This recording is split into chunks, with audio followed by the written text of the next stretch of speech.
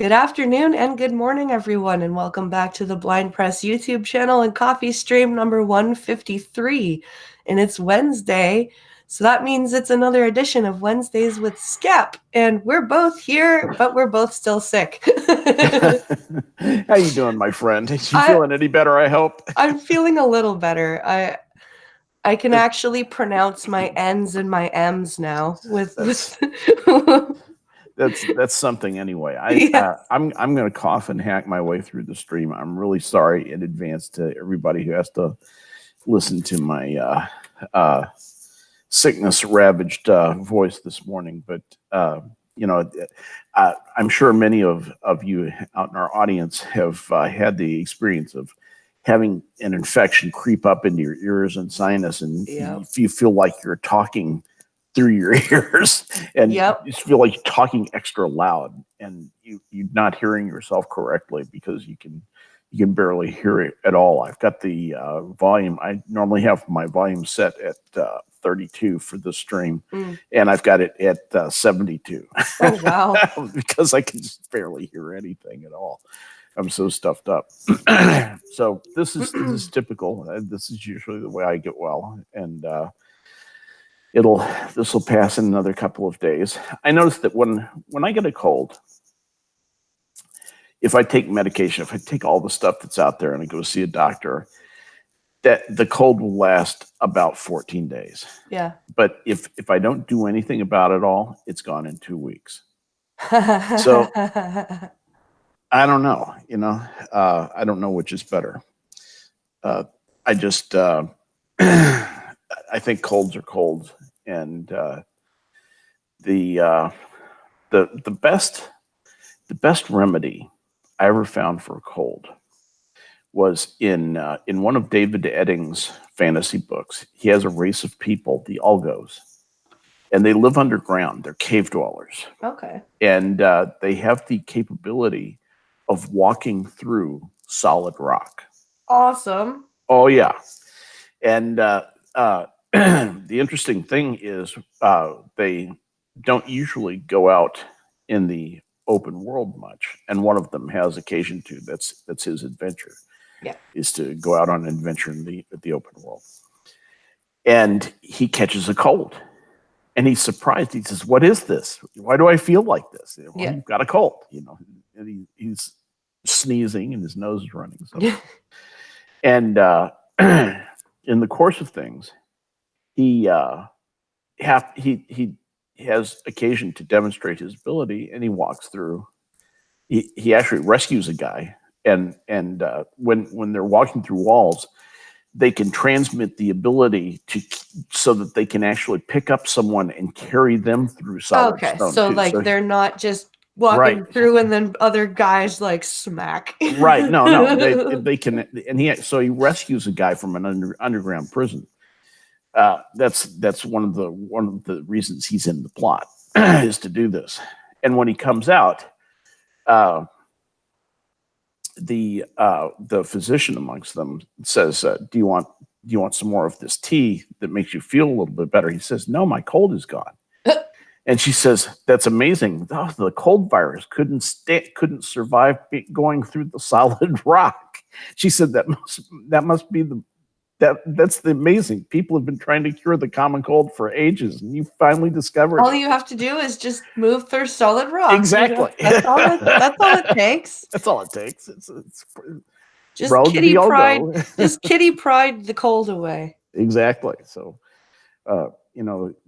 a whole bevy of Algo physicians could have been born at that moment of just people escorting others through rock to cure their colds. I'll escort you through this rock for $5 to get rid of your cold. Anyway, so that's all the cold lore that I have this morning. Let's see. Who have we got in the chat real quick? Oh, yes, yeah. Duck Dog's here. Hi, Duck Dog. I need to get random internet boxes here. Oh, Michelle's back from holiday. Hi, Michelle. Green Thunder is here. All You Need is here. Calvic AD is here. Random Internet Box. Yeah. Howdy. And Grillin' Pirate Pete. Hi there. Ahoy to you too. Bonjour, Michelle. I hope you had a good holiday. Ezoob's here. Ezoob is there. Hey, bud. Nice to have everybody checking in this morning. It is. And so everybody is back from holidays and surgery. Who had surgery? Michelle had surgery. Oh, Michelle had surgery. How you doing, Michelle? Are you doing okay? We want to know. Yes. Let us know, bud. ¿Cómo se va? So I've got a few articles that I found in couple. I think Pincalo sent me. No, Pincalo didn't send me any today. I found them all today. Haha. Oh, before you go with that, sure. Before you go with that, did you hear about the feminist cafe that shut down? The one that was charging men extra for their coffee? Yes. The 18% surcharge in Melbourne, Australia. Brilliant. Brilliant. Just a brilliant way to shut your business down. I love it. Yeah. I don't necessarily want to revisit that because I mean, practically every major anti-SJW person has made a video on that, and you can go check them out at your leisure. But one of the things you might want to do, and there are several places on the internet you can find this, is to check people's reviews of that restaurant, right? And check the reviews of people who do a lot of reviews of restaurants. People with like 50 or 60 or 100 reviews of restaurants. People who typically submit a review for a restaurant. They travel around a lot and they like submitting reviews. Almost professional Yelpers. Pretty much. Basically that's what they are. They Yelp for a hobby, you know. And so and uniformly these guys said that these people were rude, entitled, and the food was shit. That was the other thing. Was they said the nochi was not even anything worthy of the name. Wow. The cheese was old and not in a good aged fashion, but old in a mold sense. Old in a why was this left out? Right, exactly. And now why is it on my table? Right. This is Jesus, a science fair project. Yeah. So it's anyway, so I just thought I would pass that along, that once again, that, and the other thing is that Gillette, after its little foray into the social justice business, it's owned by Procter & Gamble, as everybody knows. They went out with this, classic thing that, men should be ashamed of being men, this big, commercial pitch. Yeah. Their sales plummeted, strangely plummeted. And almost everybody else in the razor business got a bump. Yeah, as soon as I saw the when I saw that ad, yes, I saw everybody going, well, looks like I'm signing up with Dollar Shave Club. Exactly. Virtually every competitor of theirs got a bump, and that's from the decline in Jut. That's from people like me who has. I've been a Gillette user since I was 13 years old, which is 300 years, something like that. And I'm serious. I've never even had a Schick. I think I had a Wilkinson sword razor at one time, just because I got it as a gift, and I threw it away because it was garbage. Gillette made better stuff. Well, now everybody's making the same stuff because it's science. Yeah. It's all computer controlled. Everybody's making the same stuff. It's become a commodity. And so you can buy on price, basically, price and performance. And so I can absolutely choose whatever razor I want. And if they're going to advertise that way, that being a man is bad, piss off. Yeah. You cannot have one more dollar of my money. I will not fund a group of people who wants to market their stuff that way. If they change their tune, I might go back. So anyway, blah, blah, blah, blah, blah, blah. All right. Michelle is saying that he's doing fine now. That's good. That's what he says. But do we believe him? Michelle says I use Dollar Shave Club now. Yeah. He uses Dollar Shave Club now. Is that related to the surgery? Or not? And then Green Thunder says the Gillette ads always make me glad I use a butterfly razor. A butterfly razor. Pincalo says Gillette was the military issue when I was in the Navy, so that's what they gave you. That's what they gave me too.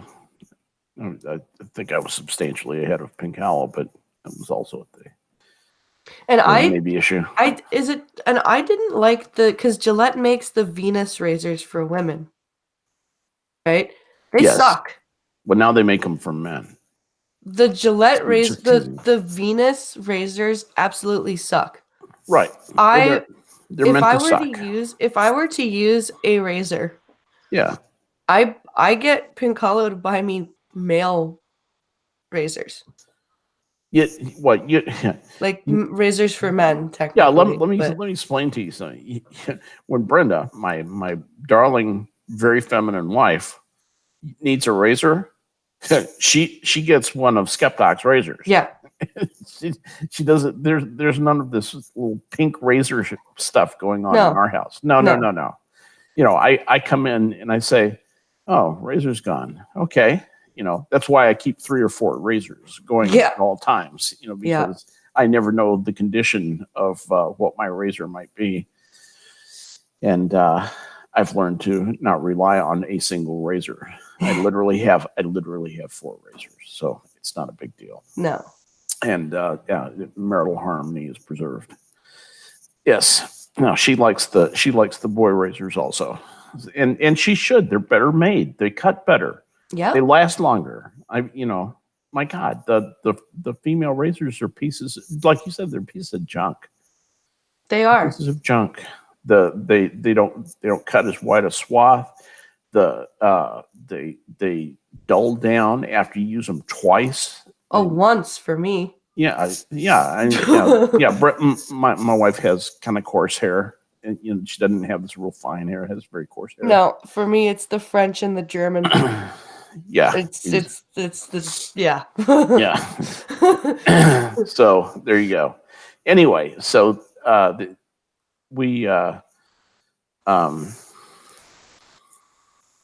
wow, I'm just reading Michelle's entry. I'm doing fine after surgery. I lost 8.6 kilograms, which, let's see, carry the forward. That's a lot. About 18 pounds, going on strong. Now back to the gym 4 times a week. That's amazing, dude. Oh, Michelle. Congratulations. I Hang in there, dude. Feel really good. Yeah, get back to battery, bud. Get back to full strength. And we're pulling for you, man. So anyway, and of course, Hammer had more surgery. You know that. I do, yes. And I understand everything went perfectly there, so that was a good thing.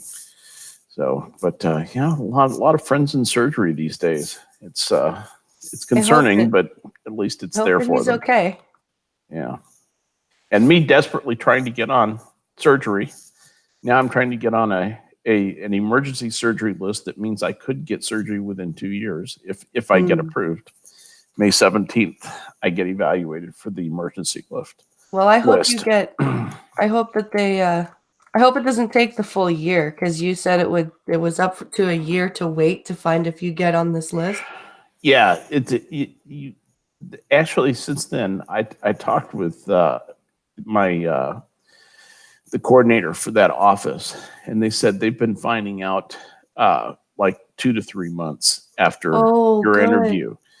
So as to whether or not you make it on there, the bad news is that even on the emergency list, the wait time for the surgery is 2 years. Oof. So that's the emergency list. The on the regular list, the list that I'm on, They don't give you an assigned time for the surgery. The assigned time is never. So that's Vogon that's the Vogon administration medicine. That's what we call it, the Vogon administration. If we get to you, you can have the surgery. Well, basically, if you're still alive and we have a slot, if we get through all the people on the emergency list, this is the way they do it. If we get through all the people on the emergency list, we will take the first person on the non-emergencies. Yeah. And they've never made it through. They have never, ever made it through all the people on the emergency list. Well, because I guess the emergency list keeps getting updated, right? Right. And they're not dying fast enough on the emergency list, unfortunately. If they would die faster, then some of the non-emergencies would get Pincolo, it didn't take a year for you to get your vasectomy. You got in there really damn quick, honey. We were like, oh, already? Now that was Canadian. That was Canadian healthcare, right? He said we have a lot of issues with cancer surgeries and emergency surgeries. You still up to 6 months to wait. Yeah. Yeah. Of course, they're also playing a way, kind of a deal where, they're hoping a certain number of people die so they can thin down their list, right? Right. So, I guess it really makes more sense to schedule people with the really virulent cancers, longer waiting periods, so that they'll die for sure. Yeah. That's the way I would do it if I was Canadian. I think I'd be a good fit for Vogon administration. Anyway, I'm just teasing. So here's something feels that way funny. Yeah, what's up? When you look at Sports Illustrated. Yes. I read it for the articles. When you see the swimsuit models. I just read the articles. How would you feel about watching or seeing a swimsuit model wearing something called a burkini? I've seen burkinis. Oh my gosh. They're so sad. So they just make me sad. Sports Illustrated swimsuit model becomes first in history to wear hijab and burkini. They make my man bit sad. To just make you sad. A burkini, there's so much wrong going on there. First of all, a burqa is the ultimate subjugation of a woman. Yeah. It's taking a woman's identity completely away from her. You are a sack of goods. You are no different from something I would bring home from the supermarket. You are a slave. You are nothing. You have no identity. You are just, you're a watermelon. Okay. Pincolo says, I used to wear burkinis in California all the time. Wetsuits. Yes. Those are a little bit more form-fitting there, Pincolo. Basically blue wetsuits with hijab, says Grill and Pirate Pete.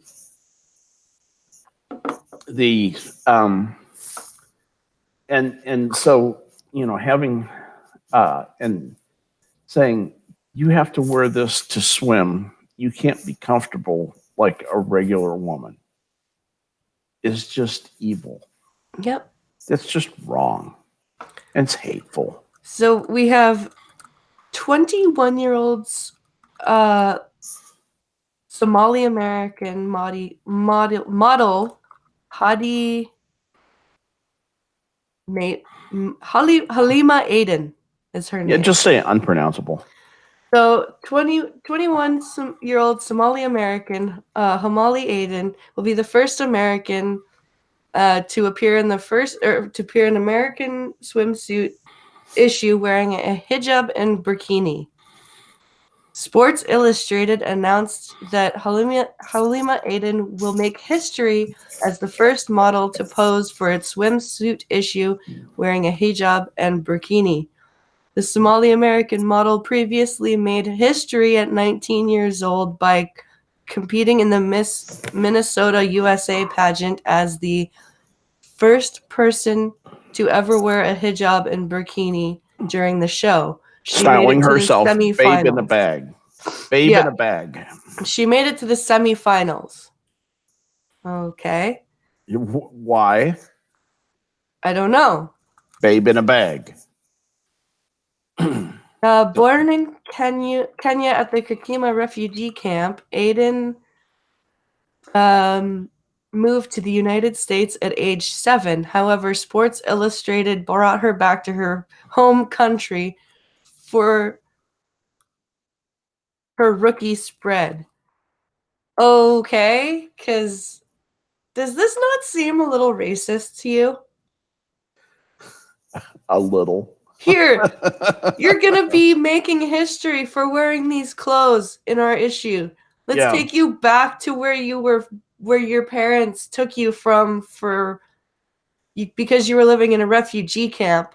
It'll be like a trip back home. Yeah, remember the good old days here at the camp? And let's rub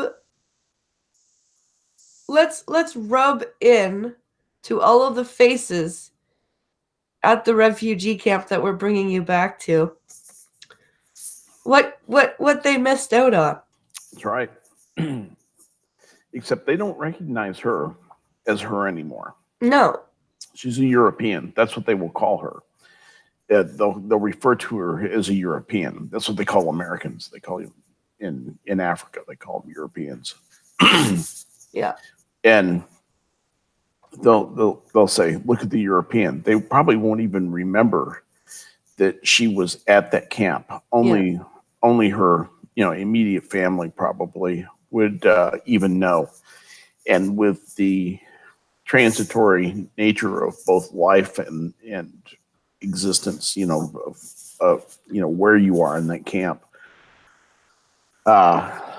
very few people would remember that she was even at that camp. Yeah. Maybe one or two people who were close to the family and stayed near that family throughout the years.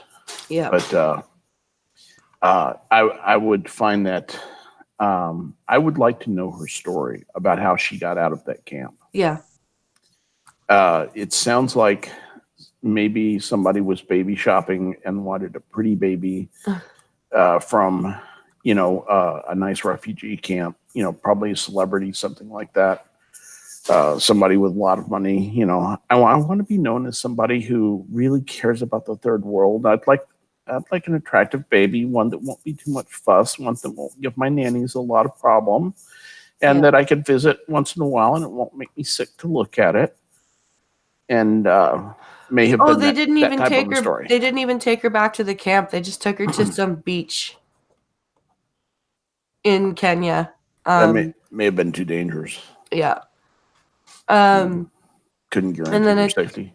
She says, "I keep thinking back to 6-year-old me who in this same country was in a refugee camp," Halima said in an announcement from Sports Illustrated. "So to grow up to live in the American dream and to come back to Kenya and shoot for SI in the most beautiful parts of Kenya, I don't think that's a story that anybody could make up." The magazine reports that she previously landed the cover of British Vogue. Allure. So Allure magazine. Yeah. And walked on the New York Fashion Week runway. Okay, so she's got Somali it says we believe beauty knows no boundaries, said SI's swimsuit editor. I admire Halima. I consider her an inspiration for what she's decided to use her platform for, and her work with UNICEF as an events and ambassador. Yeah, because UNICEF is so awesome. Not. Yeah, don't get me started. Oh man. I stopped. Holy shit. Like when I found out what was going on with UNICEF, I stopped getting those boxes at Halloween. They're evil. They are evil. They are evil. They give money to Hezbollah and Hamas. They give money directly to Hezbollah and Hamas. Yeah. It is unbelievable. So that's that story about the person who's like, that just seems really like, I mean, good. I'm glad that she didn't grow up in a refugee camp and everything, but like, I don't. I've been the token before. Yeah. Why are people settling for that? Why are people happy to be the token now? Well, she's probably, you know, I'm reminded of some of the comments that used to come out. Remember the guy who married Roseanne? Tom. Tom. What the hell is He his was name? a truck driver, and he actually had a minor career as a movie, kind of a movie wise guy. Yeah.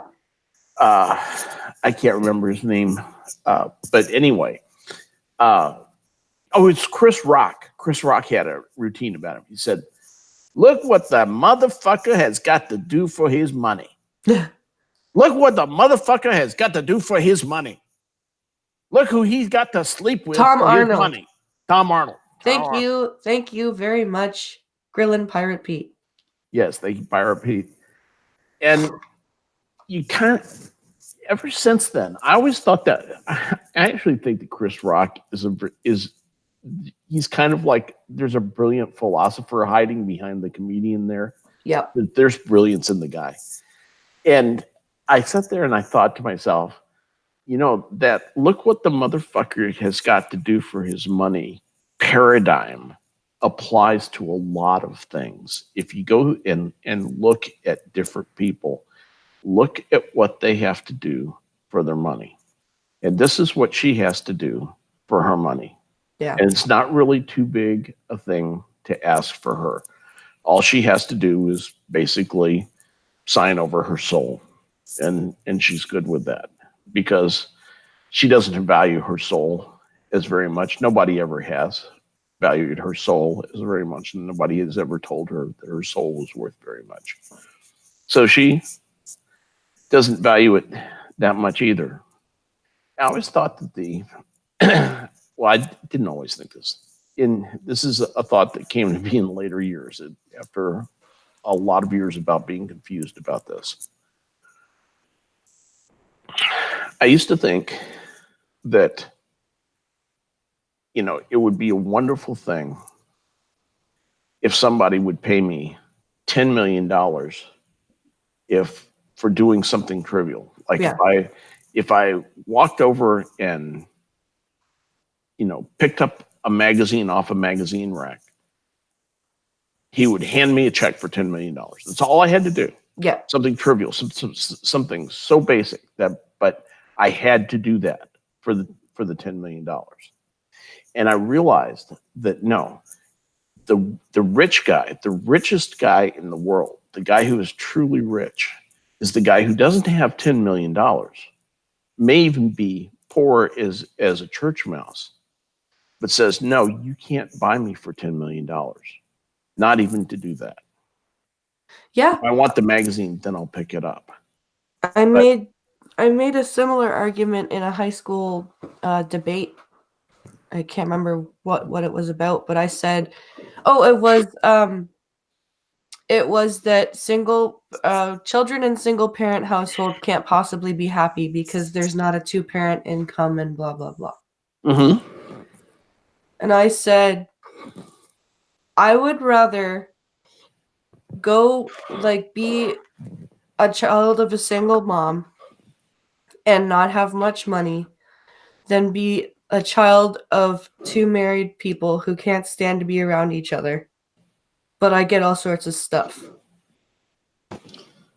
That's a choice that a lot of it's the parents who have to make the choice. If I had to, if I was a lot. Right now, if someone came to me and said, I can make sure that you never have to go through all of the crap that you went through because your mom was stressed out because she was a single mom and she was awful to you sometimes, but you have to go back and make like so that you have to go back in time and your mom and dad are going to get married instead. Mm-hmm. I would be like, oh, fuck no. Because those two just weren't, well, they shouldn't have been together. They would have torn each other apart. They would have destroyed each other. Yeah. And the issues I have now would be nothing compared to the issues I would have had. Exactly. Had I had to stay there and watch a horrible relationship like that. Exactly. Exactly. And my dad had a good job. He was a tool and die maker. That has nothing to do with it. But you know that. I know. But I mean, I would take the childhood going back and forth to dad's house and mom's house in a second over again. Sure. Absolutely. When I broke up with my ex, both my kids, my son was 16. So my daughter was 13. They both breathed a sigh of relief. And it was starting to get really untenable at home. Yeah. And they were happy about the divorce. It turned out I didn't find that out until sometime later. They said that they were happy at the time. I always suspect they were just saying that, but it turns out they were sincere about that. Yeah, they were happy that mom and dad weren't at home working at cross purposes to one another. It makes a difference. Yeah. And people who are doing that, boy, you know each other's levers, you will tear each other apart very efficiently. It's, you can learn a lot in a situation like that, but it's knowledge painfully gained. I'll tell you that. Yep. So have you ever marched in like parades or something as part of your service? Sure.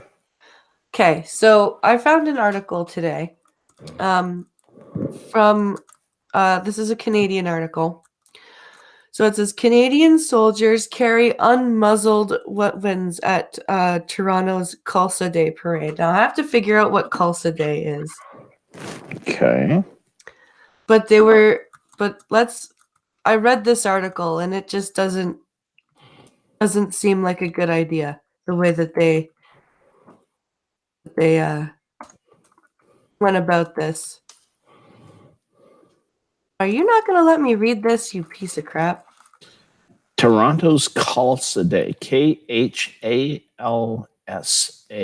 Day. Yeah. Parade. Okay. Canadian soldiers carry guns in full fighting order at Toronto's Khalsa Day. The forces called it misguided. Yeah, that's the exact article I was going to read. Oh, I'm sorry. Okay. No, it's not working for me. So if you could, I can run through it if you want. Yeah, that would be great because it's not. Okay. A unit of soldiers from Toronto Area Reserve Units of the Canadian Armed Forces, CAF, were photographed carrying weapons in full fighting order, their magazines in place but unloaded, at a Khalsa Day parade that took place in Toronto on Sunday. The photo was posted to Twitter by controversial author and columnist Tarek Fatah, who has written extensively about extremism. The post drew over 2,000 retweets and 5,000 likes. Canadian Sikh soldiers march in Toronto's Khalsa Day parade. What's next? Jewish soldiers to mark Yom Kippur or Hindu soldiers marching for Diwali? Stop it, please. Trudeau is turning our Canadian armed forces into an ethnic vote getting spectacle. Stop ghettoizing our military. So evidently these were Sikh soldiers because I'm looking at them and they all have the Sikh turbans on and the Sikh beards, and they've got their automatic weapons with the magazines in place. I suspect the magazines did not have clips in them, did not have clips of ammunition in them, but they are marching through town. let's see.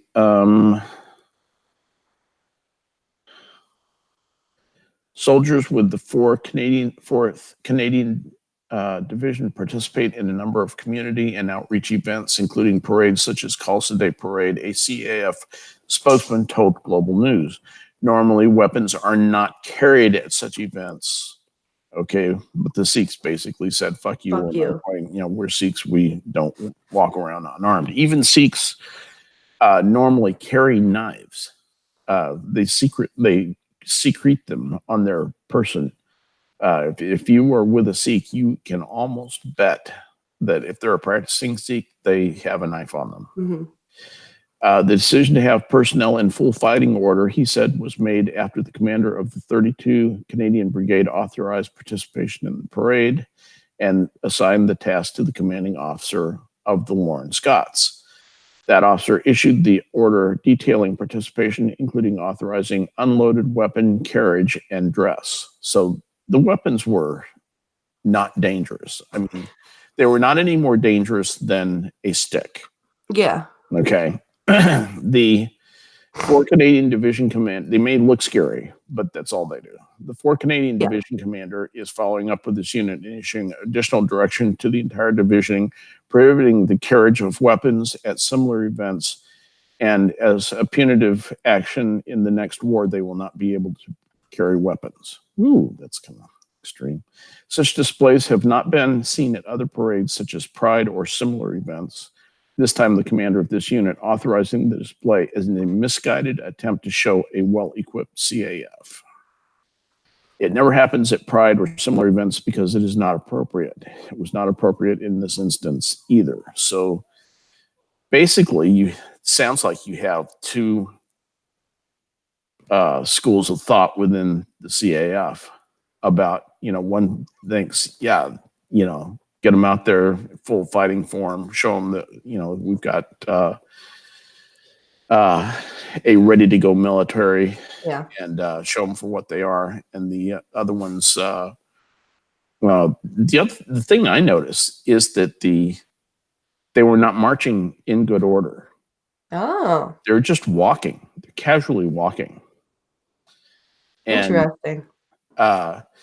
Anytime you're carrying weapons, and that's really the reason for close order drill and marching and so forth, a little inside baseball here on the military, is it has to do with weapons discipline. It was a way to not hurt each other with your weapons. Makes sense. To move in a predictable and fashion, so that you knew where everybody was and you wouldn't accidentally lance or shoot your buddy. Yeah. And so any parade in which weapons are carried would have to adhere to the Canadian Armed Forces Manual Drill and Ceremonial, the spokesman said. Okay, so they noticed it too. One retired general officer who spoke to the Global News was appalled at the image the photo portrayed. He suggested it was totally unprofessional and brought discredited to the CAF and felt someone should be held to account.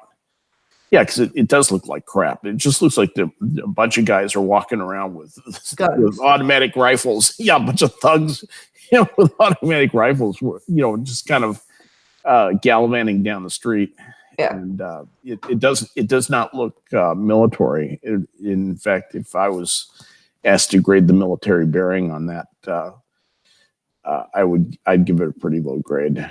I would give it a 0, actually. Pincalo says this is because the junior air cadets, which are like the junior ROTC, fill their barrels with concrete before they go on parades. Fucking idiots. And then he says, the Canadians are regulatory people made it so that these Sikhs could carry their knives on planes. Yep. And then he says, this is a word association bullshit. They hear parade and think of floats. Fucking morons. Yep. Yeah. Green Thunder says, wait, so is this whole article freaking out about weapons with no ammunition, so they may as well be props? No, they're freaking out because a division of our armed forces was walking around in military dress but not like there's actually several things going on here. That's what's confusing about this. Yeah. Is the first of all is that you have the lack of military bearing by the CAF. So they should be marching in close order drill, in regular parade march. They're not. They're just walking down the street, like at ease walking. Yeah. They're holding their weapons not at port arms. They're just holding them every which way. Okay. That's not good. Even if they're unloaded, that's not good practice discipline at all. Several of them are showing, I'm looking at the photo, several are showing poor trigger discipline, meaning their fingers are not in the correct position to avoid tangling up with the trigger. I know they're unloaded, shouldn't be a problem. Doesn't matter. Accidents never should happen, should they? And then the other thing is that if the weapons are going to be unloaded, well, why have the weapons? Yeah. Okay. And if you it parades, you're supposed to look spiffy. Yes. So you can walk down the street and look spiffy. And these days, with the way that automatic weapons are, since you have to hold them at port arms down, which is basically a barrel down thing across your chest, it's not a very attractive look. No. It doesn't look spiffy the way order arms looks, or attention arms looks with the rifle on your shoulder. Yeah. In the old World War II things with the doughboys, marching off to war in World War I, World War II. Yeah. It doesn't look spiffy like that. It looks like you've got a garden appliance. Yeah. It just does. I'm sorry, but it does. And so the best thing to do, if you wanted to look spiffy, if the CAF wanted to look good, the public affairs officer should have put his foot down and said, look, these guys are going to get in full military dress. They're going to be in, service dress, greens or camis, and they are going to wear proper headgear. These guys are all wearing Sikh turbans. I don't know if that's proper headgear or not. It doesn't look like it to me. And I think they are allowed to wear their turban. Okay. Here. That's weird for a number of reasons. But anyway, whatever. And then the next thing is that they are going to march in close order. They're going to look like $1 million. Yeah. And then they're going to get into their buses and we're going to drive them away. Okay, so that there will be no possibility of a public affairs disaster. Yes. Can you tell I was a public affairs officer? That's another thing that you got to do as a junior officer aboard a ship. You get all the shit jobs, and one of them was because I spoke well and a lot. I got the job of being the PAO for USS Kansas City. So I spoke to the press like the time when we dumped 10,000 gallons of Navy crude in San Francisco Bay. I got to talk to the press. Oh boy. Yeah. What I did was I got to read the press release that the PAO for Third Surface Fleet wrote for me to read to them. So it would look like it was coming from the ship. Anyway, yeah. Martin H says they look like they're in a field. Yeah, they just they look disorganized and thuggish. It's not helped by the beards being at non-uniform lengths, and just having that, and just the weapons being held every which way. Anyway, very poor. Very poor actions. Very poor actions. Hey, can you excuse me for about 2 or 3 minutes? Sure. I'm sorry, but I've got to excuse myself. No worries. I will tell people about Brie Larson and her idiocy. Oh yeah. Well, actually, I want to be here for that, so I'll try and hurry up. I'll be back in a minute. Hang on. Okay. So basically, chat,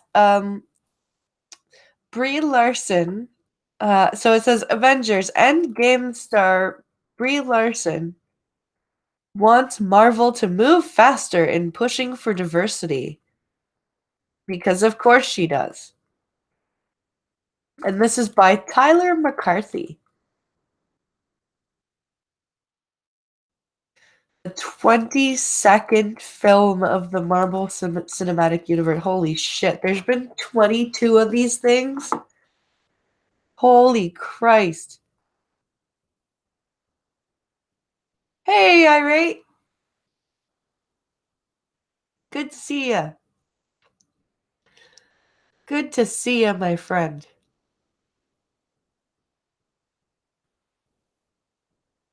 Sorry, let me just take a sip of coffee here. My throat's a little sore. So, guys, please like and share if you haven't done so already. Like and share with your friends. And even your enemies. Endgame is down. Nobody cares what she wants. Yeah, I know, right? Yeah, she's special, that one. Let me tell you. So, the 22nd film of the Marvel Cinematic Universe and the final of the Avengers saga will play on a record 4,600 screens in the US and Canada. Well, that's a lot. Avengers Endgame and Captain Marvel star Brie Larson is proud to be part of the ongoing push to show more diversity in Marvel movies, but the actress believes things could be moving on much faster. Of course she does. Larson plays Captain Marvel in the connected superhero franchise after making her debut as the superhero in March. She stands as Marvel's only female to lead her own movie, which the actress feels was a long time coming. Yes, because oh, what a stupid person she is. Are we talking about Brie Larson? Yes, we just started, so you haven't missed much. She wants more diversity in the Marvel Cinematic Universe. How can there be more? I don't know. I really don't. The elimination of all white people, I think, would be a start. Like, and start with her. She seriously, does she not know? This is how you know that she doesn't read any comics. Because there are so many female superheroes in the Marvel universe, and I know that they're talking about the cinematic universe, but blah blah blah, who cares about that? Who do you think started all this? It all started in the comics. I was reading about Wonder Woman in 1968. Yeah.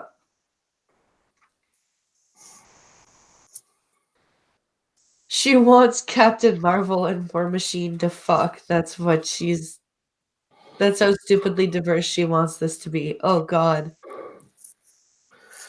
You know, back when I was growing up, it was DC Comics was the shiz. And Marvel was the outsider. Yeah. And they had this weirdo guy with emotions called Spider-Man. Who the hell cares about Spider-Man? I still hate Spider-Man. We've got Superman. Fuck Spider-Man. Superman. And y'all wouldn't have Superman without a Canadian, so exactly. So true.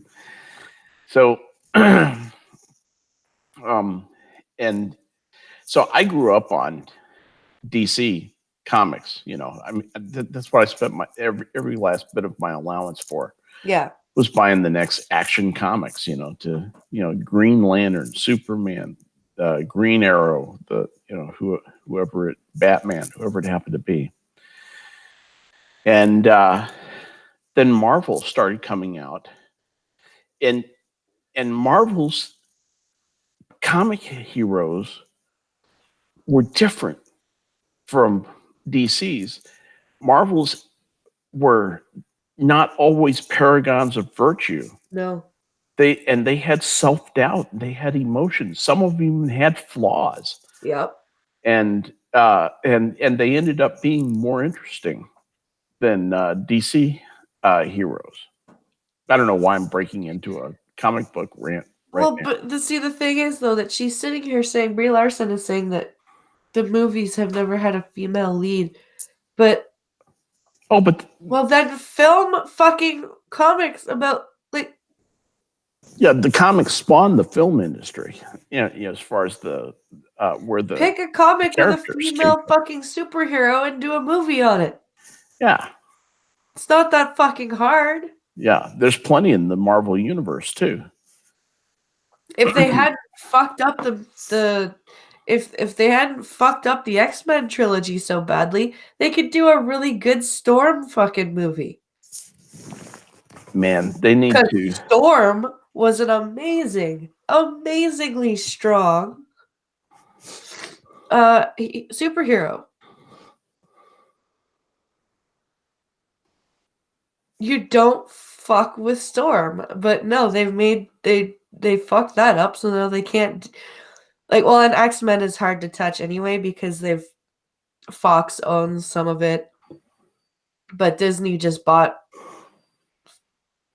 Disney and Fox have just done a merger. So what does that mean? What that means is Disney now owns stuff like The Simpsons. Oh my God. It's the end of The Simpsons. It's the end of The Simpsons. Yeah, and Pincalo just said, don't forget Storm was lead of the X-Men. Yes, she was. Professor X named her team lead.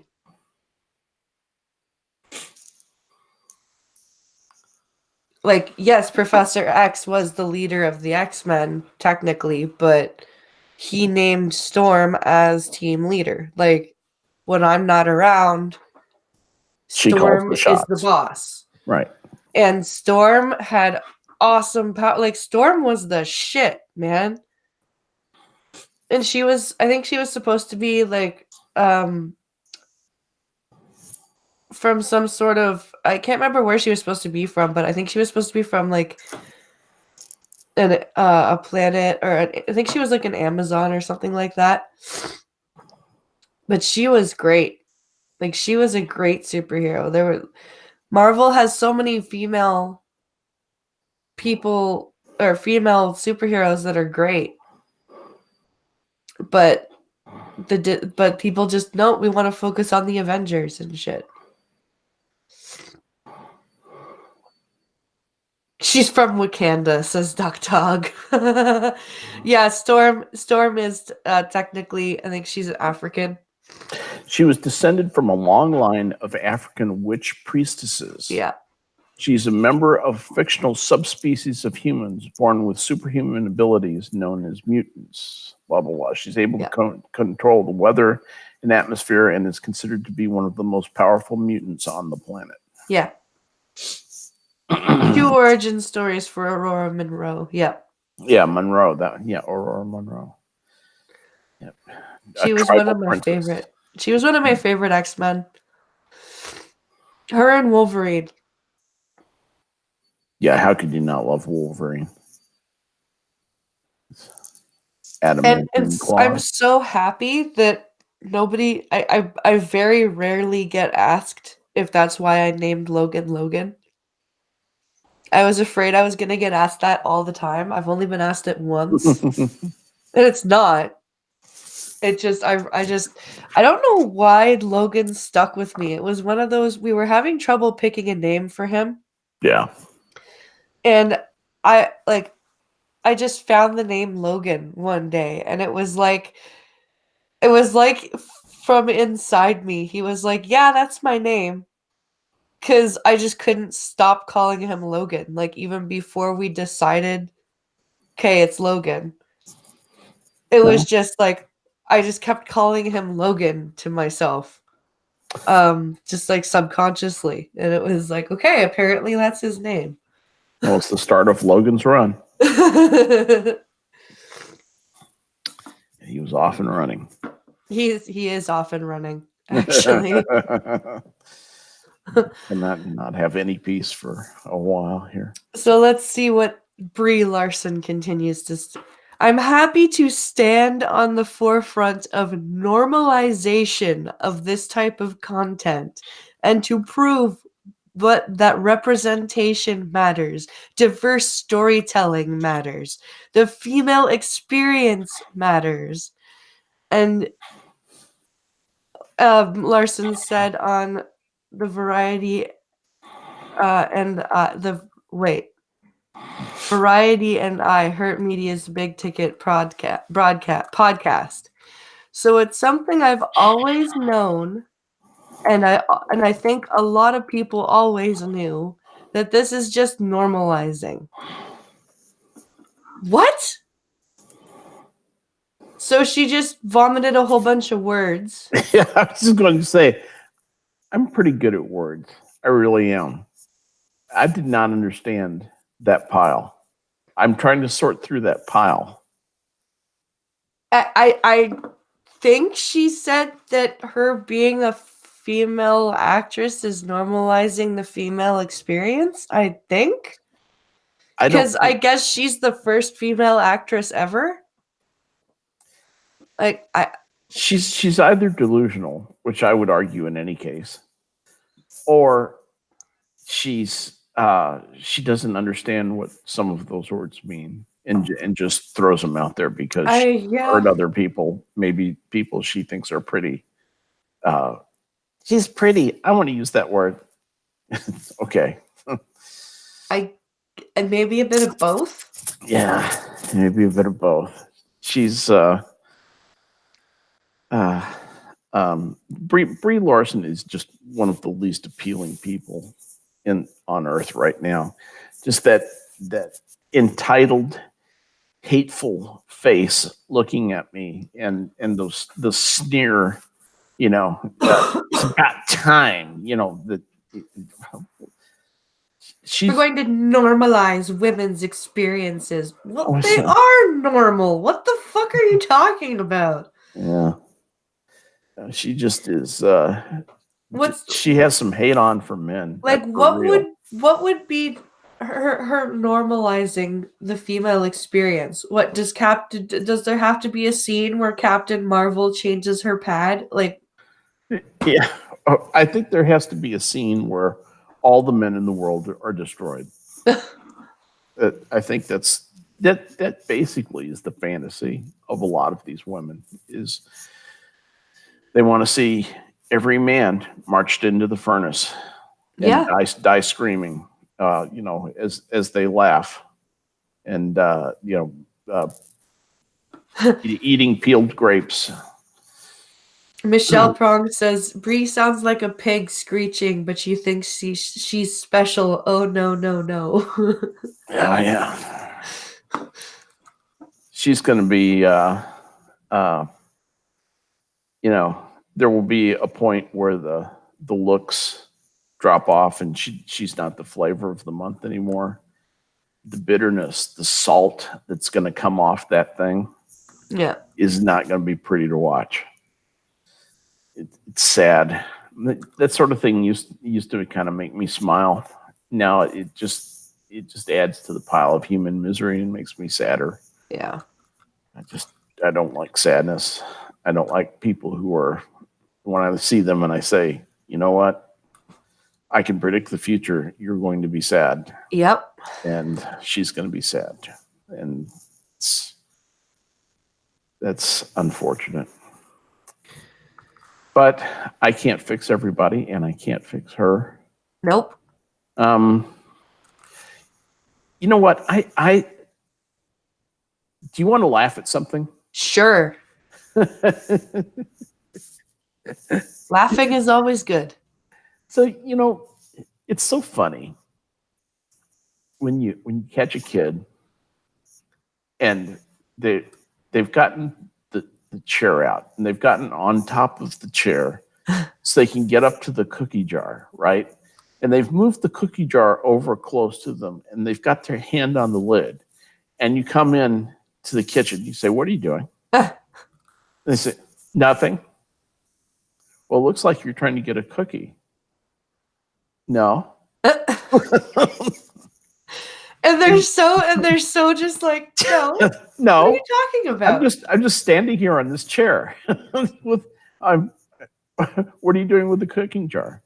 "I'm resting my hand on it." On the cookie jar. I see. So This here is we what are. I always do. Well, that was exactly the feeling that I got reading the following article. Okay. Ahem. This is from Politico, and it's about a one of the most self-serving Democratic senators in the American Senate. And her name is Kirsten Gillibrand. Oh, good old Kirsten Gillibrand. Kirsten has a plan. She has a plan. She does. She wants to share with you, and it's a plan to empower you, the American voter. Okay. Kirsten Gillibrand jumped into the Democratic presidential policy race Wednesday with a clean elections plan that would provide a voter-driven public option for campaign financing. Sounds great so far. A voter-driven public option for campaign financing. That is complete word salad. That is meaningless. Yeah, I was going to say, it sounds like... It's like saying overdriven hose pipe camel dropping. Okay? It means nothing. It means absolutely nothing.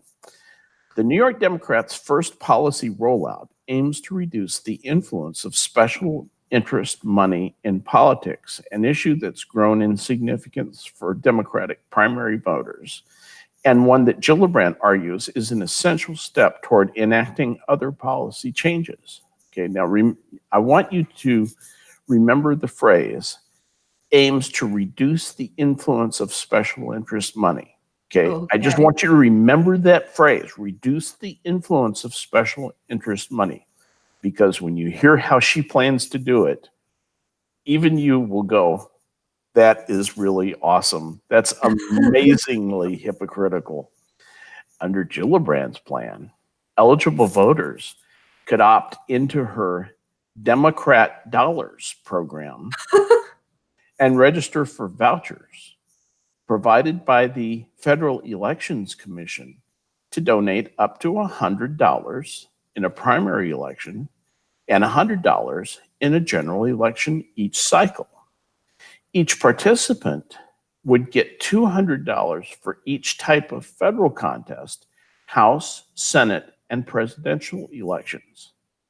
But there would be limits on both donors and candidates in order to use the public voucher program. Voters could only contribute to candidates in their state, including House candidates outside their district, but within their state. In order to accept the public money, candidates would have to restrict themselves to only accepting donations of $200 or less. Currently, the maximum individual donation candidates can take in pre-election is $2,800, $5,600 for both a primary and a general. Okay? Okay.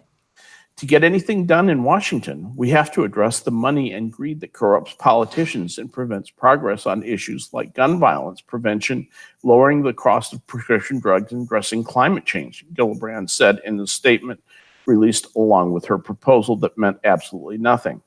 Gillibrand proposed paying for publicly funded campaigns by limiting a corporate deduction for executive compensation, those making 25 times the median salary of their employees or more than $1 million, whichever is less. Now, wait a minute. Gillibrand proposed paying for publicly funded campaigns by limiting a corporate deduction for executive compensation for those making a lot of money. Okay. Okay. Of at least $1 million or less if it's 25 times the median salary of their employees is less. Yeah. Then they would forego the corporate deduction for executive compensation. Okay. They would not get that. So they would have a tax increase to fund this extra money that would then go to individuals who would then donate all that money to candidates.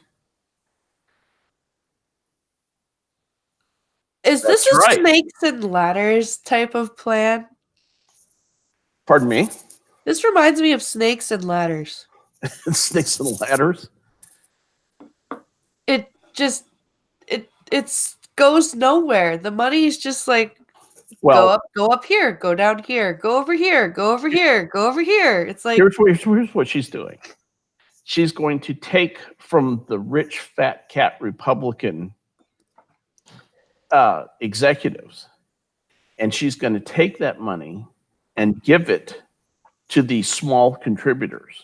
Okay, the small contributors typically are Democratic contributors. Yeah, the really small contributors, and they would like to contribute more. Well, they'll be able to contribute up to $600 of tax money. I was going to say, where are these campaigns coming from? They come from the taxpayer. It comes from the freaking taxpayer. And then so the vouchers are coming, and then they're gonna give people $200 for the $100 vote that they voted. Where's that money coming from? Exactly. See, and here's the thing. So basically, it will cut the people who get the big numbers, the $5,600, the $2,800, the individual limits. Those are typically Republicans. That's the way Republicans raise money. So she wants to cut Republican money off at the knees, and it will very effectively do that.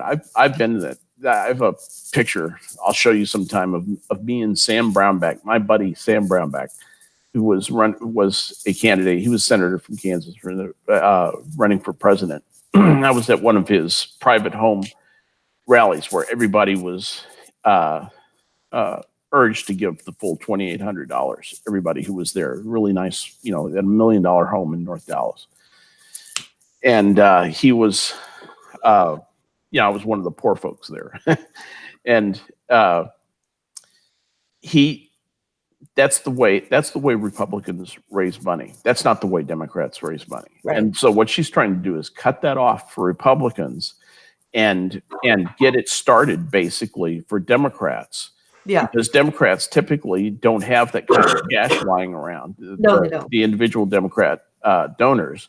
She wants them to have it and have the government provide it for them. Yeah. She knows that when that happens, they'll just straight give it to the Democrats. And even if all the Republicans gave it all to Republicans, it would only replace about 1/4 of what they're being deprived of, less than 1/4 of what they're being deprived of. Right. So this is win, win, win, win, win for the Democrats in the guise of removing the influence of special interest money. Yeah. That's why she's doing it. Kirsten Gillibrand is absolutely one of the most vile people on earth. She really, truly is, under the guise of this, sweet and grandmotherly, loving, she's been in this for years. And I remember when I used to stay home from school sick, and we get a lot of your, when you have cable up here, we actually get a few of your New York channels. Yeah. Right. And all of the ads for Kirsten Gillibrand, over the years, I can imagine. Just makes me want to punch her in the face. Her voice is so condescending. Oh yeah. And she's just got this lilt. Like, everyone I'm speaking to is 5. Yeah, exactly. That is so her too. And That's exactly and right. I'm just here to take care of all of you stupid people. Oh, that's so true. She is so condescending. And and then, behind closed doors, she is a vicious bitch. Yeah. She's just hateful. So yeah, this is really um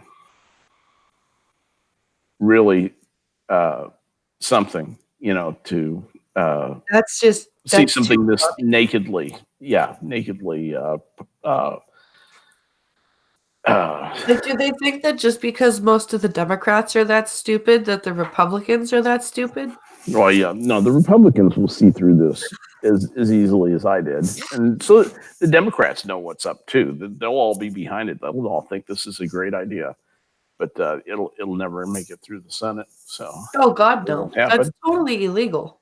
This is one of these things where right now the important, probably the most important thing, even more important than Supreme Court appointments in the United States, is that the Republicans hold the Senate. Yeah. If they lose the Senate, um, Trump could well be impeached, Yes. because there are enough weak senators who could get promised enough stuff for their state where their votes could get bought in an impeachment hearing, and they could turn out Trump and maybe even force Pence to resign. And that would make Nancy Pelosi the president of the United States, by the way. No, thank you. I want you to think about that for a minute. No, thank you. President Nancy Pelosi. Irate says millions of dead voters voted voted for president, or voted for Dems too. Yep. Yeah. They don't have to vote for Kirsten Gillibrand, as where she comes from. It's very much like what Pelosi said about AOC's district in New York. If you put a glass of water with a D next to it, the glass of water will beat the Republican. People will vote for a glass of water with a D next to it.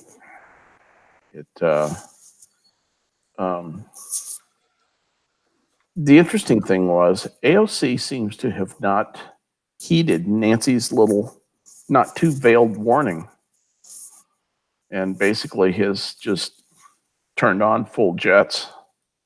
No, fuck you, you old Yeah. hag. And it'll be interesting to see if the old Dems come down to quash her, or if they, there's a lot of greed and fear going on in Democrat politics right now. Be interesting to see who they back for president. So, Isn't it interesting that Biden is leading by far? that is weird. He's way out in front. That's really weird to me. And it's early, and he tends to peak early. Ramblin' Joe Biden. Rambling Joe Biden, a guy who knows about feeling. So Assange got arrested, or charged. Sorry.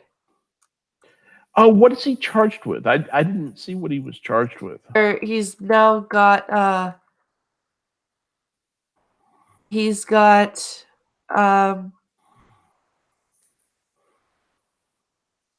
yes, I want the page to open the news. Fucking stupid thing.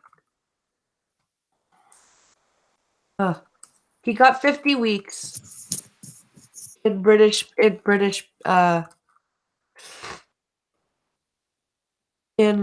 what's it called? 50 weeks in a UK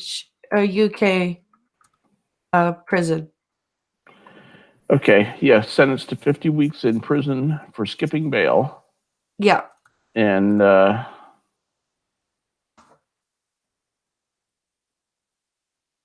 There we go. There's the story. Are you gonna let me read this? Oh, fuck off. No, you're not. Fine. So it's just a short article that says he's given 50 weeks behind UK prison. And his lawyers are arguing that he jumped bail to avoid extradition to Sweden, and then he feared that if he went to Sweden that he would be extradited to the States to serve in Guantanamo. Was basically the gist of the article. Okay, so Assange apologized unreservedly for skipping bail, and his defense team argued he had done so because he was, quote, a desperate man who wanted to avoid extradition to the U.S. Yeah. However, the judge noted that he has previously pleaded not guilty, and his mitigation Wednesday was only the first recognition that you regret your actions. After the sentence was handed down, Assange's supporters chanted "Shame on you" from the public gallery as he was led away. Then, blah, blah, blah. Assange, who is Australian, faces a separate legal fight against extradition request from the U.S., where he's charged with conspiring with Chelsea Manning, the former Army intelligence analyst, to hack into U.S. military intelligence files. If convicted, Assange faces a maximum 5-year sentence. He's going to be fighting the extradition request. That fight starts tomorrow. Manning was sentenced to 35 years in prison, but its sentence was commuted by President Barack Obama in 2017 after it had served 7 years. Assange will appear in court again Thursday via video link to hear the extradition order, and again on June 12th. That process could take up to 2 years or possibly longer. Okay. Do you think that he will win the fight against the extradition order, or do you think he's going to get sent back? From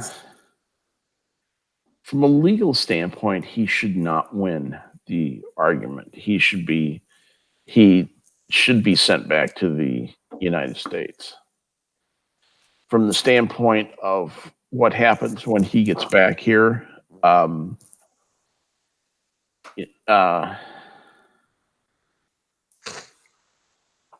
they always say, hang one pour l'encourager les autres. Yeah. But I'm not sure that applies here. I don't know what they'll do when he gets back here. Here's what I suspect is going to happen. I suspect that he will fight the extradition successfully for about a year, and then eventually will be extradited. They'll let him go through a lot of due process so that they'll build a case that can't be appealed. Then he'll get extradited, and when he gets to the United States, who does not want to look any worse than it already is, especially with an election year coming up, will work out a deal where he doesn't serve any time. Yeah. That's what I think will happen. And I think Assange knows that the election is his best friend. The worst thing that could happen is a Donald Trump re-election happen before he's extradited. Yeah. Then he comes back and does the full boat ride. He does the full 5 years, I bet. So that's just my theory, though. And I don't know very much about that particular law. I don't either. I'm not a lawyer. I don't even play one on TV. And it seriously is one of those things that we're just going to have to see how it goes. There's so much arbitrariness now in the law. So much of it is subject to how a judge feels that day. Very true. That we've almost reverted to a like a baronial system of law, where the local baron decides all matters of equity, and criminality, and says, hang this guy and award 3 pigs to this guy, and that kind of thing. Grill and Pirate Pete says the Clintons have already written his suicide note. It's not wrong. That's not wrong. See, my brother Irate Prostate is in chat. How you doing, buddy? Good to see you, man. So I've got one more article. It's about healthcare in Ontario. In our Ontario, like our insurance plan and pain management, because I know you've talked about how they wanted to pass a law in Texas banning opiates. Yes, banning entire class of drugs. So we've got the OHIP, which is Ontario Health Insurance Plan, and unfortunately, that is going to be part of the things that the Ontario government is cutting. They're trying to find $500 million with a B dollars to cut out of the Ontario Health Insurance Plan. So, and pain management, unfortunately, is one of them. So here's an article about that. Warren Morris, personal trainer and wife partner Dina McDermott, walks him through some gentle stretches.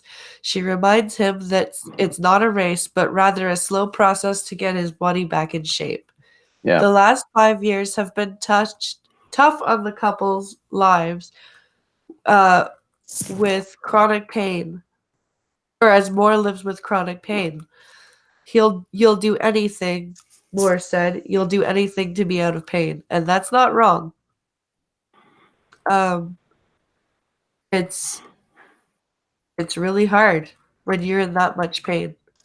Yeah. You become a caregiver, basically. I would do anything in the middle of the night to get him to stop being in pain. He would talk about jumping off the balcony because he couldn't take the pain. That's sad. Pain suicides are a thing. Yep. A life of landscaping took a toll on Moore's body. He had several surgeries, but the pain to his back was almost too much to bear. My grandmother had several back surgeries, and she's still in a lot of pain. Let's see here.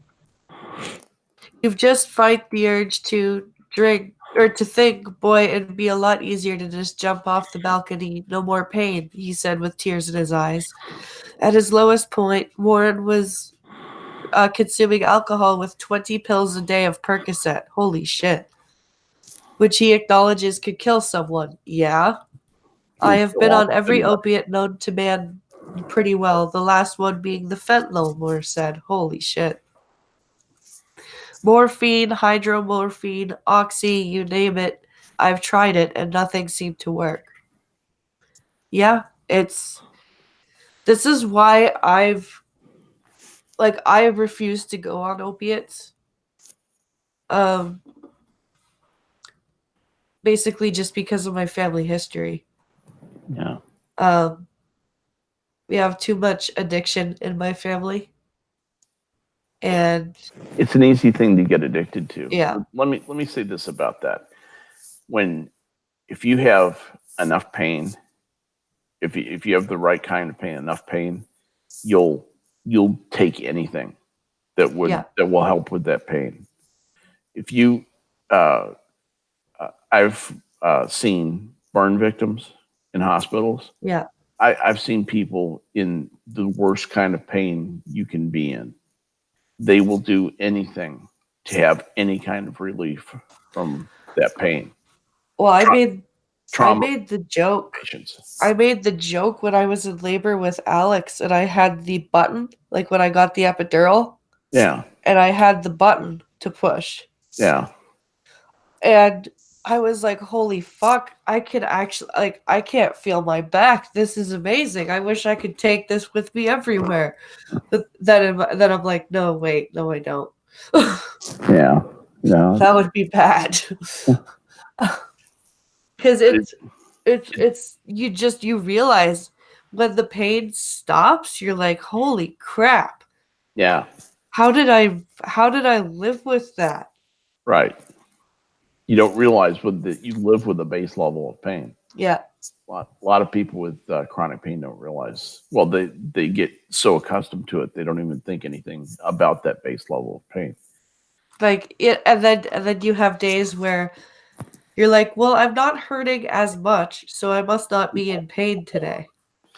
But when some 20-something junior legislator from Hicksville, Texas, gets up and says, "Well, opiates don't really help with pain anyway."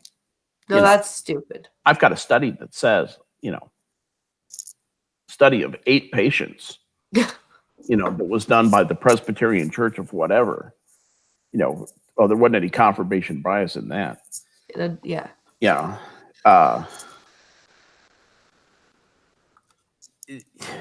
Yeah, I just lose patience. So so it continues. After one particularly rough visit to the emergency room, Moore ended up at a pain clinic. Getting to a pain clinic was a godsend, said Moore, who added, "I do not wish this on anybody. All you're saying to me is, I just want to end this."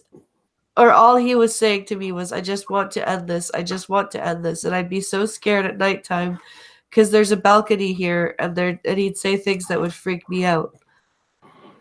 Let's see, Dr. Leon Rivlin specializes in chronic pain and emergency medicine. His clinic, the Rivlin Medical Group in Mississauga, sees thousands of chronic pain patients every year, including more and more. Okay. See, some pain clinics are really good. Some of them are pill pushers. You got to be careful with pain clinics. Actually, in point of fact, many are both. And here's why. Treating bad pain systemically isn't really very hard. No. The physician's job is to make sure that they understand why the pain is there. Yeah. Because pain is telling you something. So the physician has to come in and make sure that the pain isn't coming from a cancer, for example. Right.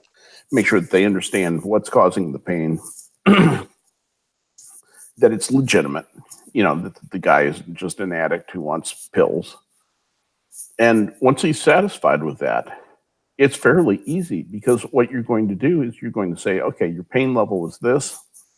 We're going to treat it with this, and we're going to see what you start scoring your pain is when you're on treatment, and adjust your treatment accordingly, which a PA can do. Yeah. A PA who's trained in pain management can do that easily. Doctor never see you again. Doctor maybe will see you once a year after that. Right. PA will see you about once every 2 months. And that's correct treatment. Yeah. So it makes it look like these places are pill pushers because they see thousands of patients. They do see thousands of patients, but the reason is because they can see thousands of patients. They can get a lot of patient throughput. Okay. And they also send away a lot of really pissed off people. Yes. Because a lot of what that doctor does is say, you're a perfectly healthy 23-year-old. There's nothing wrong with you. There's no functional defect, no organic defect. There's no mechanical problem. You haven't been injured, and there's no evidence of any injury. What I am seeing is a history of narcotics abuse. Yes. Okay. And we went ahead and did a narcotics panel on your hair. And we're seeing we're seeing heroin abuse. Okay, so we're not going to prescribe morphine for you for your chronic pain that you're complaining about, but we're going to put you in touch with Narcotics Anonymous. Yep. And the guy usually threatens the doctor with death, tells me he's going to slash his tires and storms out of the clinic. Yeah. And that's it. So there's that. That happens. Not a lot, but it happens a considerable amount of time. There are people in there just trying to, feign an injury or whatever, trying to get drugs. Yes. But in point of fact, here's some brutal facts about what they call the opiate problem. Okay. Pain patients don't commit suicide when they're taking opiates. No. They commit suicide when they don't get opiates. They commit suicide clean and sober because they're in too much pain to continue living. Yeah. They've been successfully killed by the Presbyterian ministers who think it's better for them to suffer in a godly manner and for God to hear their plaintive screams for mercy. Yes. Okay, that's better than to have them take medicine and have their pain treated successfully. It's better for them to be in agony, right? Especially children. Yeah. Particularly children. God especially loves to hear the children scream. Do you know that that's actually taken from the writings of a 16th century cleric? I wouldn't doubt it. Yep. God loves to hear the screams of the children in their pain. He was actually against any medical treatment for any disease. That all the medical treatment you ever needed was praying to God. He died in his 40s, by the way. Of course he did. So it continues on. As soon as they gave me these injections, half an hour later, I'm walking like I'd had no surgery at all, recalls Moore. Dr. Rivlin is concerned about the future, though, because the pain management therapy his patients lie on could come under review by an appropriateness working group, or AWG, and that would impact his clinic and many others in the province. Yep. The AWG is made up of physicians from the Ontario Medical Association, or OMA, and from the Ministry of Health officials, so government people. The purpose of the AWG, a spokesperson told Global News, is for the two groups to work together to improve the quality of patient care by deciding what is medically necessary. Oh, that's good. Yeah. So to second guess the doctor. Okay. Now they're not there. And they're not there to interview the patient. Okay.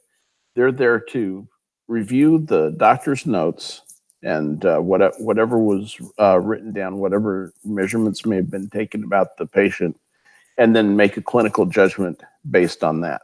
No doctor would ever make that clinical judgment based on that, but they're going to review his clinical judgment based on that and then issue a judgment of his judgment. Right? Yeah. How bullshit is that? So it says the frequency of nerve block treatment is one such medical service. Oh, great. We're going to be reducing our 8 nerve blocks every 1 or 2 weeks to 4 nerve blocks 4 times a year. Regardless of need. Regardless of need. It says essentially what that means for patients is that nerve blocks will no longer exist for an opportunity for pain management, says Dr. Rivlin. He noted that there are other options, but that for a handful of patients, it's just not enough. Dr. Rivlin draws this parallel. Cutting down to 4 nerve blocks 4 times a year is like telling a family doctor you can only see 10 patients a day, he said. At 10 patients per day, you can't pay the cost of operating a family practice. He described what he predicts would be the impact of losing nerve block therapy. Patients going to the emergency department for pain management. Some patients said they would actually go to the streets to get access to the pain medication that they'd be able to get through regular channels through a pharmacy. So I really worry this could contribute to the opioid crisis, he said. Yeah. McDermott says it would be devastating. Oh, I think this is the guy's wife. I think suicides would go up, she said, adding, I think people would be desperate and I think people would look for pills from anywhere. Yeah. They will. Warren Moore remembers the feeling. Sorry? They'll mix and match too. Yeah, they will. Like this guy, it says at the beginning of the article, he was mixing alcohol and Percocet. It's a death cocktail. So it says, Warren Moore remembers the feeling of desperation well. He is doing better now, but still sees Dr. Rivlin as he weans off the pain medication. Still, he can't help thinking of the other chronic pain sufferers. I could see a bigger problem with street drugs, Moore said. I honestly think that's what's going to happen. Still, the Ontario government says no final call has been made. So that's that article. Now, when they say nerve block, yeah, what are they talking about? Are they talking about cortisone injections? I think they might be. They're not telling us. They're not saying what the nerve block is that they're using. That has to be what that is. Yeah, regional nerve blockade. That's what that is. Okay. Let me see what the corticosteroids, neurolytic blocked. Okay, neurotomy, blah blah. Local anesthetic, epinephrine.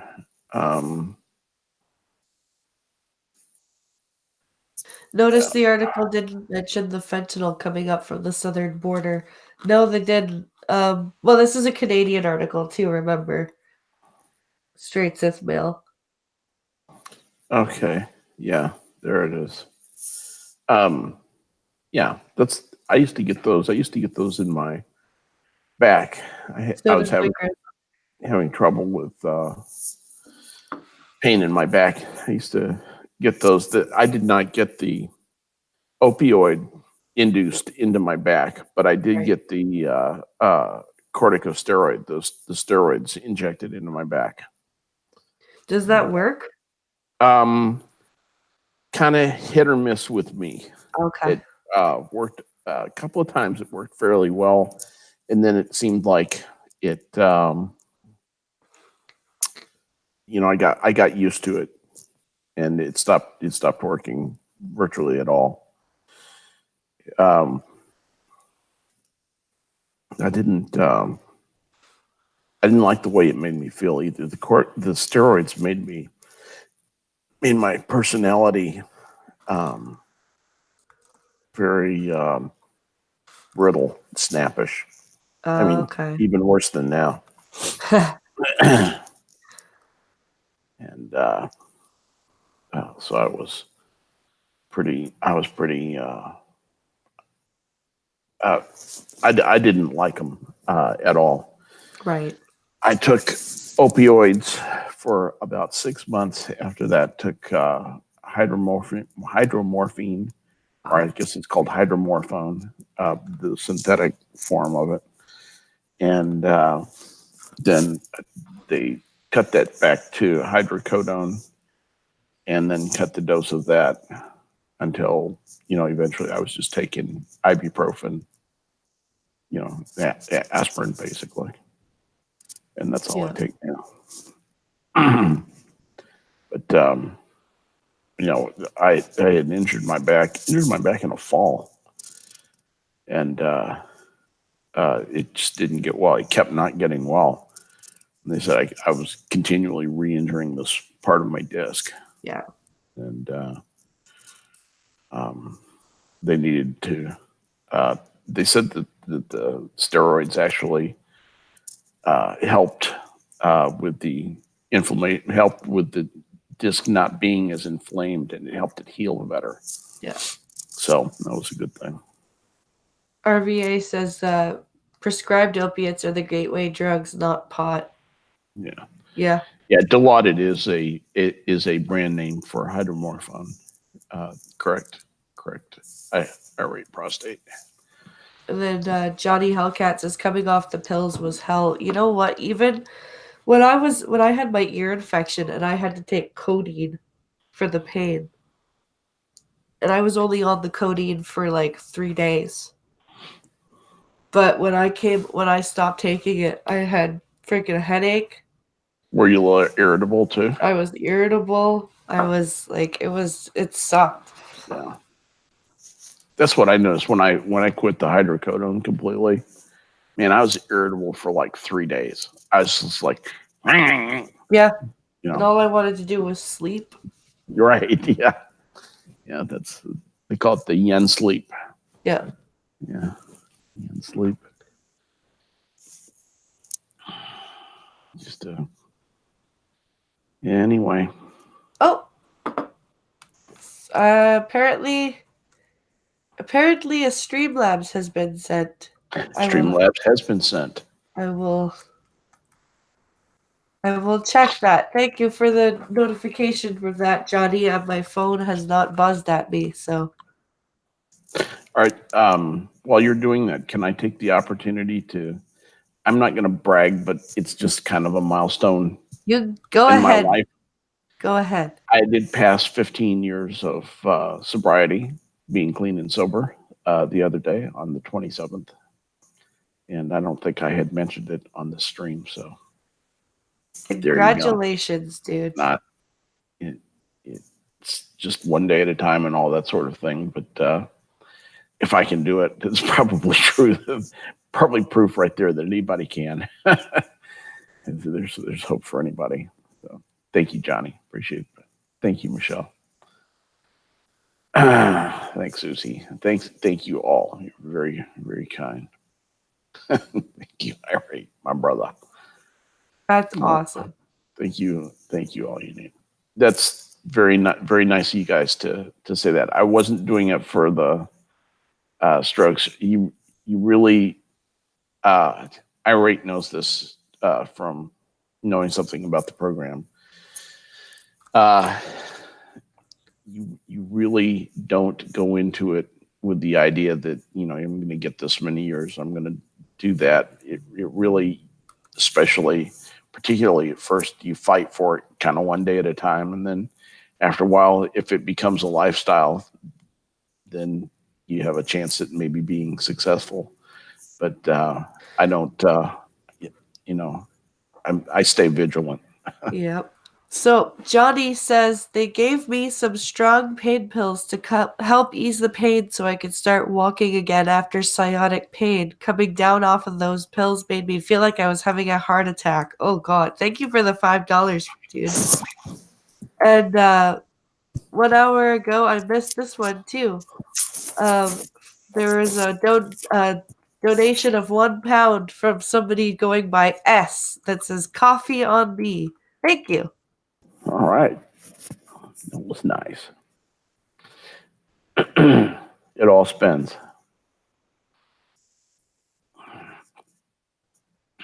Mr. Misanthropic is here. Hi, Mr. Misanthropic. Yeah. Oh my goodness. Thank you, Arva. I agree. Sobriety should be celebrated, and thank you very much. I appreciate that. It should be celebrated, but more importantly, from the standpoint of the person being sober, it just needs to be a way of. It's just the way you live.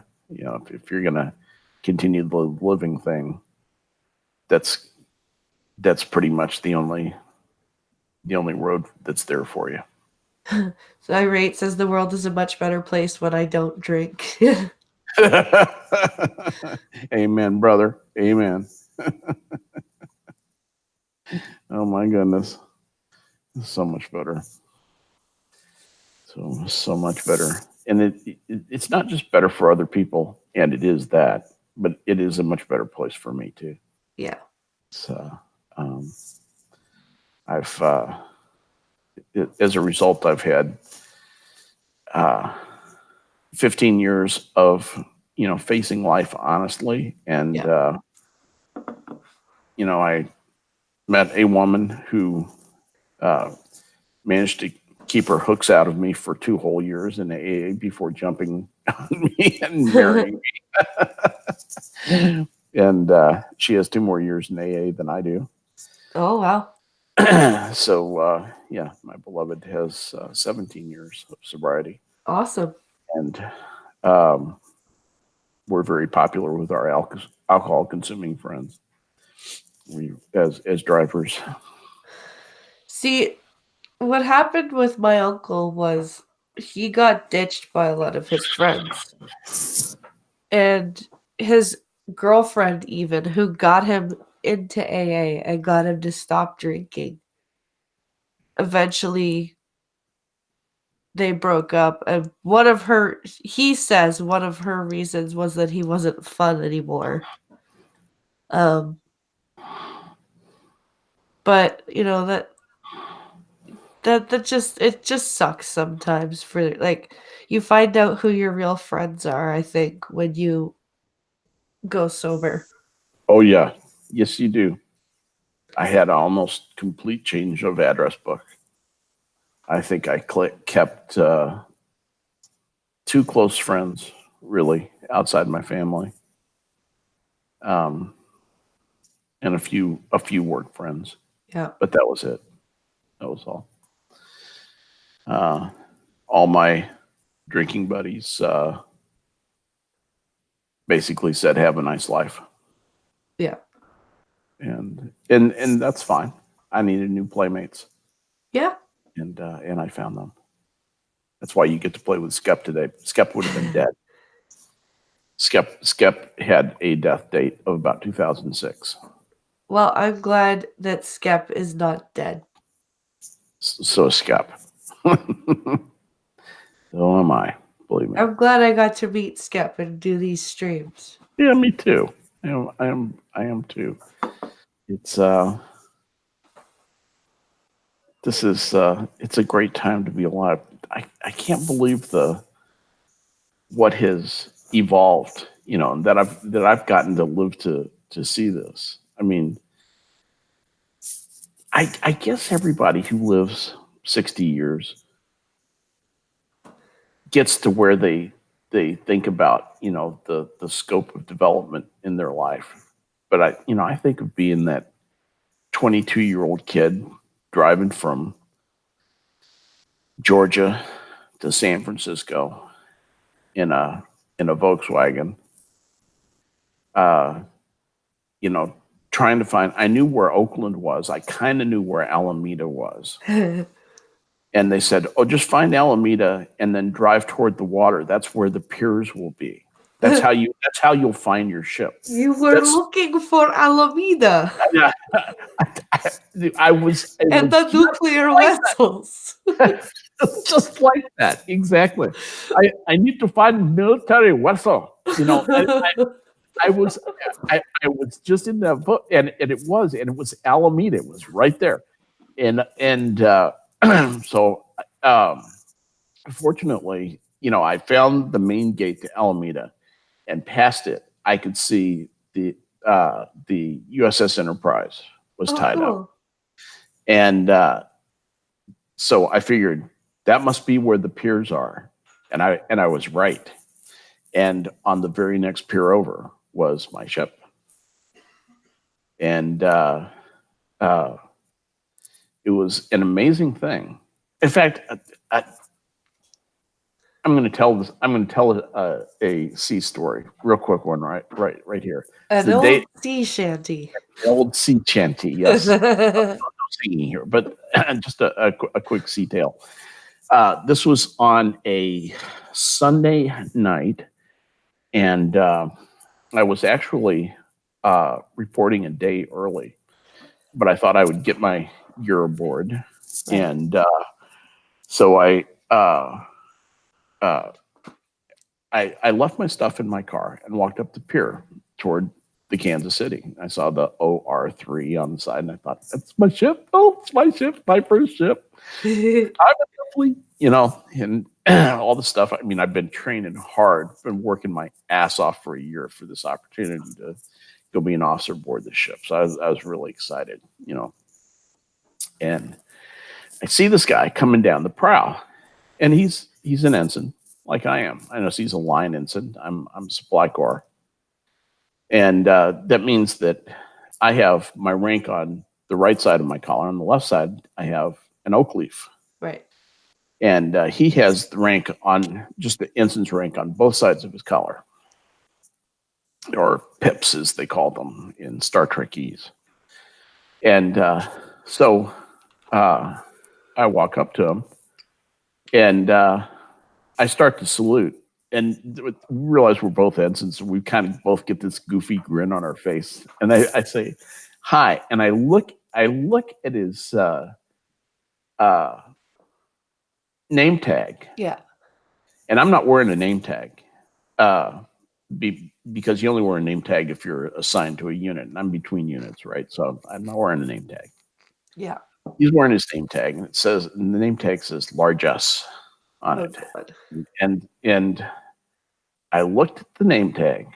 I looked at his face, and I said, "You're Mark Large S." And he just stopped. He just stopped frozen. And I said, "You were the captain of my cross-country team running for Coach John Cook at Edison High School in Virginia." He said, "Are you Frank?" He called me by my given name. And I said, "Yep, I'm the supply officer." "Man, what are you doing?" He said, "Do you know what? You're my state roommate." And I said, "What?" He said, "Yeah." He said, "They said the new bottom chop or lamb chop." Yeah. Which is what they call the junior supply corps officer aboard a ship. They said the new lamb chop was going to be my state roommate. He said, "I can't believe this." He and I went to high school together.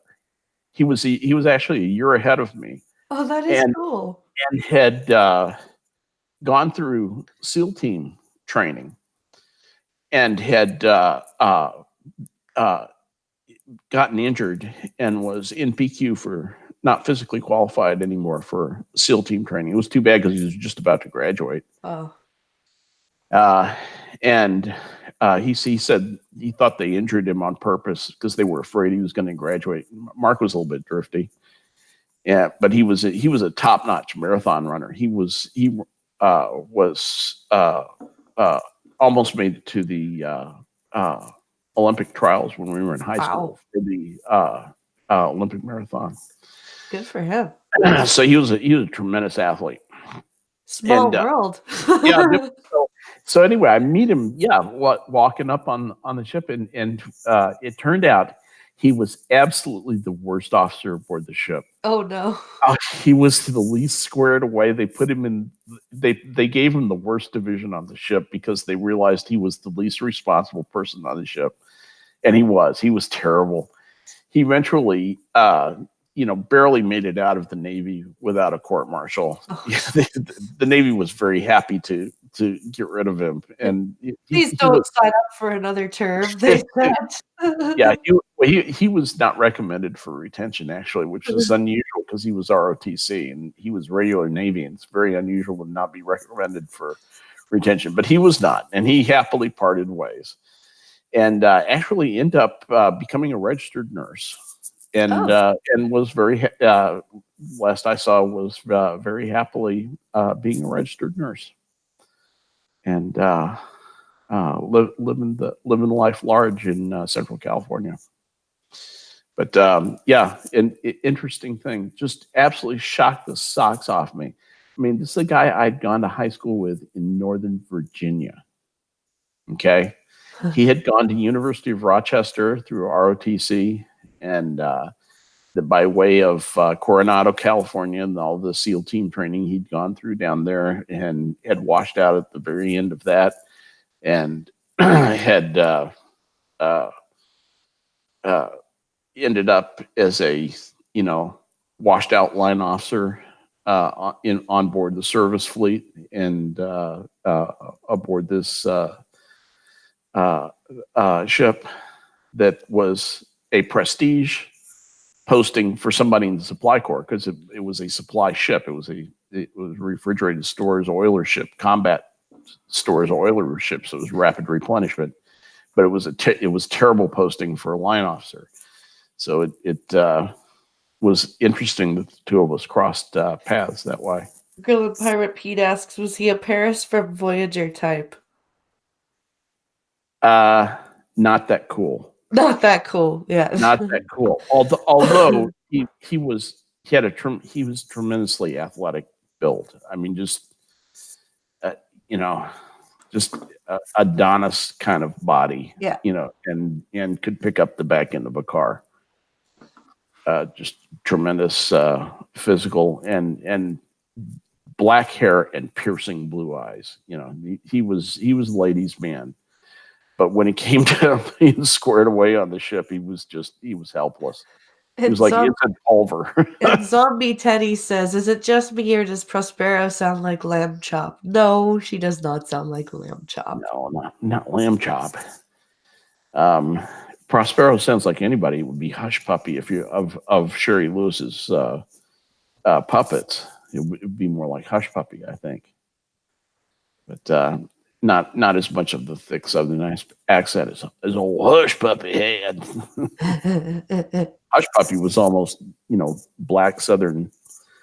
Probably would be considered racist these days. Oh yeah, but anything is racist these days.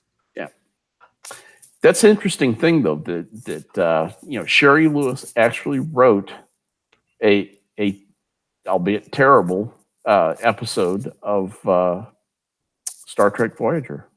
Oh, did she? Yeah. Or, what was it? Again? Oh, don't give me the line. You're gonna make me look it up.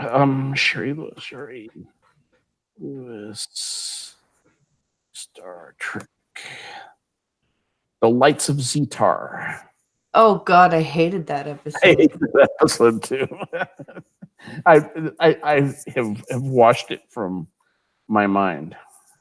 It was written by Jeremy Tarcher and his wife, Sherry Lewis. And, was that a Voyager episode or was that a TOS episode? It was. I think that was the original series, right? Did I say Voyager? I said Voyager because we've been doing Voyager, but this was from the original science fiction. It was the third season of the original Star Trek, 18th episode. It was first broadcast on January 31st, 1969. In this episode, strange incorporeal aliens threaten the Memory Alpha station, which is where we get Memory Alpha. Yes. And the Enterprise. And the Federation starship Enterprise is en route to Memory Alpha, a planetoid that is the home of Federation's central library. A storm-like phenomenon moving at warp speed is also on course with the planetoid. Sorry. Talking my bad Kirk imitation. The Enterprise intercepts the storm, which enters the ship, affecting some crew members' nervous systems. Blah, blah, blah, blah, blah. And, yeah. Anyway. Yeah, it's a dull and stupid. Yeah, and it's the production and reception. The biggest thing they can say about it is episode co-writer Sherry Lewis was best known as a children's entertainer, being the original puppeteer of the sock puppet Lamb Chop. Okay. So, it was a big hit, huh? Fan favorite. Holy crap, it's 2:00 already. Yeah, it is. How time flies when you're having fun. Well, we certainly hope we haven't infected anybody with our plague that Blind Press and I have been suffering from. Hopefully, or not hopefully. I hate that. That's a misspeaking. I hope that by next by this time next week, we are both free. We're disease free and germ free. And I have my full voice back. Yeah. Voice is just about shot. I'm going to have to rest up for tonight. But you're going to be on tonight, right? I am. Yep. Yay. Don't forget, if you guys are up and about, the Minions of the Zoo will be on at 11:30 Eastern, 10:30 Central. Skep Talk will be hosting. Yay. Don't forget, tomorrow is my short day, and I start early at 11:30. Also, Friday's guest is Moonshock. All right. Moonshock. So that'll be fun. Tales from the Cancer Ward. Yep. And and this Saturday at 2 p.m. Eastern, 1 p.m. Central will be the Star Trek stream, and we'll be talking about past tense from Deep Space Nine. Which, strangely, I've already watched. So I hope everyone had a great day. Stay safe out there. Have a great rest of your day, and we'll see you again tomorrow, guys. Bye, everybody.